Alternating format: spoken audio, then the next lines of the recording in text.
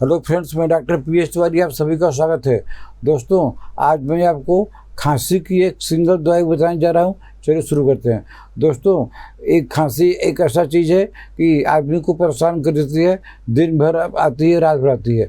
लेकिन हम जो दवाई आपको बताने जा रहे हैं उसमें क्या है, विशेषकर ओल्ड एज में ठंडी में खांसी बढ़ जाती है तो ऐसा सिम्टम है तो आपको लेनी चाहिए एंट्रीम सल्फ 30 पावर में 2 बूंद करके दिन में 3 बार लगातार लीजिए तो उनका जो है एंट्रीम सल्फ 30 से जड़ से ठीक हो जाएगा। तो दोस्तों, अगर आपको ट्रीटमेंट लेना है तो आप हमको व्हाट्सएप में मैसेज करके अपना अपॉइंटमेंट बुक कर सकते हैं। Thank you.